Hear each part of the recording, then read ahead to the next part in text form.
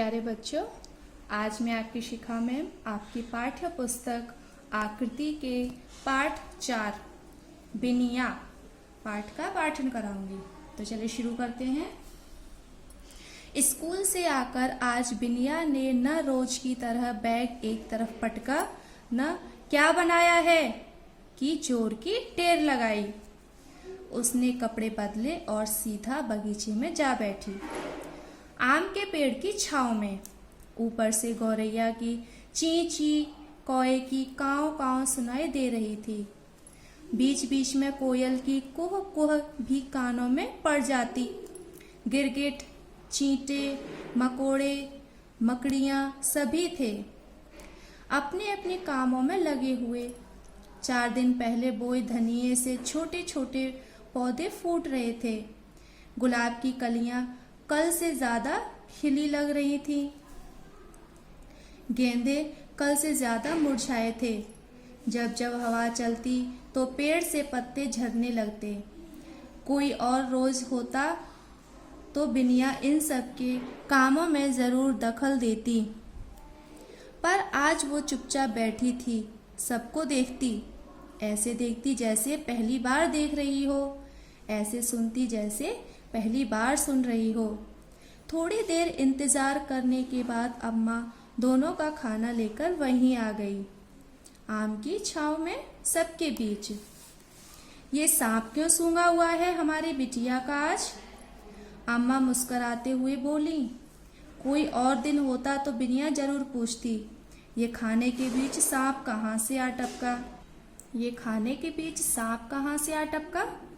पर आज रोज जैसा दिन नहीं था। बिनिया चुपचाप खाने लगी। नन्ही फुदकी मधुमालती के फूलों में अपनी पैनी चोंच घुसाकर रस पी रही थी। गौरैया पेड़ से उतरकर चार दीवारी पर बैठी थी, कभी दाना खाती, कभी पानी पीती। इन सब के बीच बिनिया चुपचाप बैठी थी। सभी का लंच टाइम चल रहा है ना बिनिया? हमेशा बोलने वाली बिनिया की चुप्पी माँ को अखर रही थी। इतने में आम की छाल से उतरते मकोड़ों की कतार को देख बिनिया बोली, अम्मा, मकोड़ों की क्या आंखें होती हैं? हाँ होती हैं, होती तो है, पर खाने की चीजों का पता वे सूंघ कर लगाते हैं। सूंघने से पता चल जाता है कि खाना कहाँ है और वे झट वहां पहुंच जाते हैं और औरों को भी इसकी खबर कर देते हैं। सांप भी आंख से नहीं देखता, हमारे चलने से जमीन कांपती है, उसी से पता करता है कि कोई आ रहा है। तो अम्मा, क्या सिया भी ऐसा ही करती है? कौन सिया? आज मैं स्कूल से आ रही थी तो मुझे सिया मिली। उसके हाथ में एक छड़ी थी। वो उसे इधर उधर हिलाती और चलती जा रही थी। मैं उसके साथ साथ चलने लगी। उसे दिखाई नहीं देता। अम्मा, मुझे बहुत डर लगा। रास्ते में कितनी गाड़ियां चलती हैं। हम थोड़ी दूर तक साथ चलते रहे। वो अपने स्कूल के बारे में बता रही थी, अपनी किताबों के बारे में, अपने दोस्तों के बारे में, अपने टीचरों के बारे में, अपने भाई बहनों के बारे में। फिर उसके घर का मोड़ आ गया।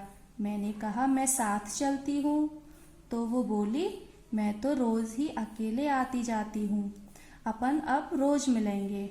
और वो चली गई। बिनिया की आवाज में अब भी डर कांप रहा था। देखना सिर्फ आंख से ही नहीं होता, सूंघकर, छूकर, सुनकर भी देखना होता है। और जब आंख नहीं देख पाती तो नाक, कान, छुअन पर देखने की जिम्मेदारी ज्यादा आ जाती है। तुम सिया को अपने बगीचे में लाना, देखना बगीचे से उसकी दोस्ती तुम्हारी दोस्ती से कम नहीं होगी। अचानक फुदकी उठ ली। फूलों का रस पीते पीते वो इतना नीचे आ गई थी कि पता ही न चला। बिल्कुल पास बिल्ली बैठी दूध सुड़क रही थी, पर बिल्ली के सिर उठाने से पहले ही वो उड़ गई। बिनिया सब कुछ ध्यान से देख रही थी और फिर खाली बर्तन उठाकर अंदर चली गई। अगले दिन स्कूल छूटते ही बिनिया भागी। उसे दूर से ही सिया पेड़ के नीचे खड़ी दिख गई थी। सिया के साथ आज उसकी क्लास का आमिर भी था। दौड़ती हुई सिया पेड़ के पास पहुंची और तीनों चल दिए। आज बिनिया का मुंह बंद होने का नाम नहीं ले रहा था। मालूम है, गौरैया दाना खाने से पहले इधर देखती है फिर उधर। अरे भाई, दाना खा रहे हो कि सड़क पार कर रहे हो? अब तो गेंदे का मौसम गया समझो। फूल कैसे मुरझा गए हैं। पर गुलमोहर ने बोरियां बिस्तर बांधकर आने की तैयारी कर ली है। अमलतास ने भी। सेमल, पलाश टाटा बाय बाय कर रहे हैं।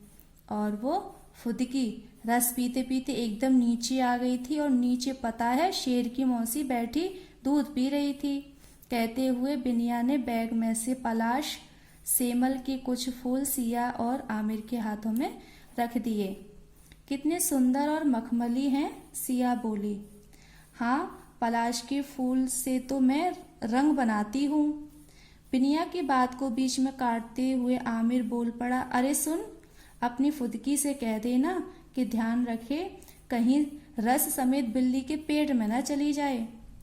सेमल के फूलों को वो इस अंदाज से हाथों से पकड़ता हुआ बोला कि तीनों जोर से हंस दिए।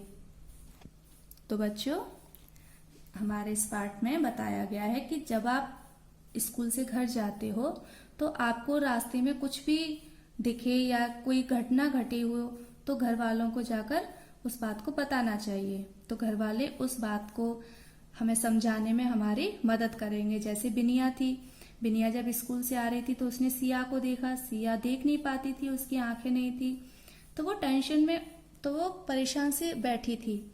तो उसकी माँ ने जब उससे पूछा तो नहीं बोली, लेकिन जब वो अचानक से बोली तब उसकी माँ ने बताया कि जिनकी आंखें नहीं होती है तो वो छूने से महसूस कर लेते हैं कि कौन है, हमें किधर जाना है।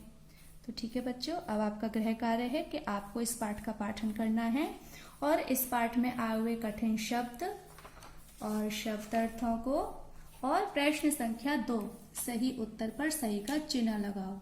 इन्हें आपको अपनी कार्य पुस्तिका में स्वयं करना है। ठीक है बच्चों।